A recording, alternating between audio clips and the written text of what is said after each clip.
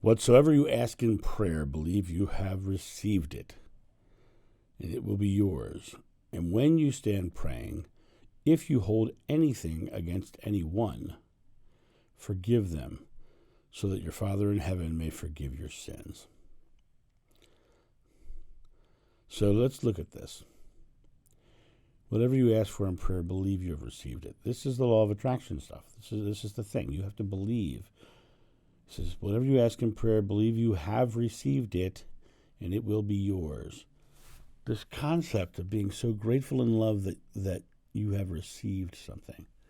Knowing, have full faith that God's source is giving you whatever you ask for because that's what was promised. And he tells you, whatever you ask in prayer, believe. Those two words are side by side. Whatever you ask for. Asking is the conceptualization of what you want. I mean, that's what you have to figure out what it is.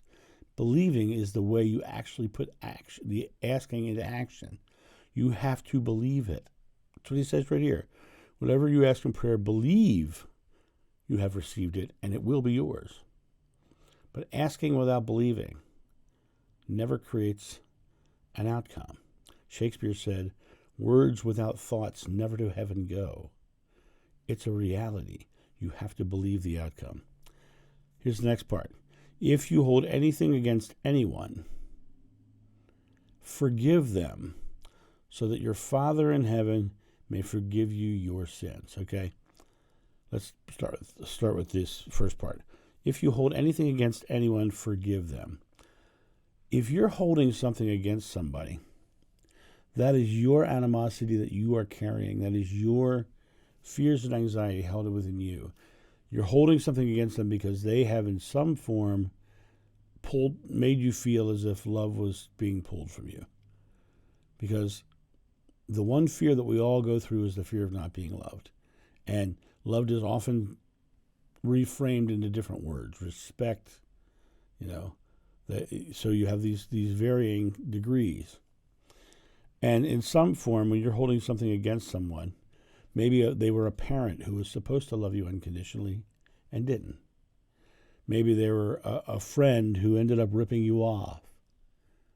Okay, but these were the ripping you off. Whatever they took, it's just material. The thing that hurt the most was they were your friend. So these circumstances. The reason you have to forgive them is to release attachment to them. Because what you're trying to do is you're trying to fill your body, your heart, your mind, your soul, your essence with pure love. And pure love cannot thrive in an area that has many ropes and anchors to negative experiences, and specifically to the belief that love was taken from you. You have to look at your belief system and alter it to a place of pure loving essence. And this last line, framed in patriarchal history, but has something deep in it. So your Father in heaven may forgive you your sins. The Father is love. Let's just put that old patriarchal stuff out of the way. The Father is love. And when you forgive others, the Father in heaven will forgive you your sins. Love will permeate those areas and wipe away that fear, that anxiety, those things. Love will cleanse your soul. Your Father in heaven may forgive you your sins. We said in a different video, sin is just a transgression from God, and the only transgression from God there is fear. So you have the ability to forgive, and then love will cleanse your soul of the attachments to those negative experiences. So whatever you ask for in prayer, believe you have received it, and it will be yours. And when you stand praying, if you hold anything against anyone, forgive them, so that your Father in heaven may forgive you your sins. Mark 11:24 and 25. That's a powerful statement. But you have to look at these Bible texts. Many of them were never even said or done. They were written in as part of the controlling factor.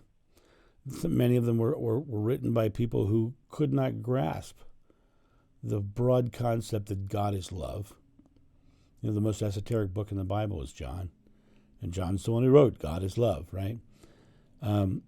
Everywhere else, it's hard to say. If God is love, why did they put a gender-specific title on it? Love is not limited to male nor female. So, Father cannot be a correct statement if God is love.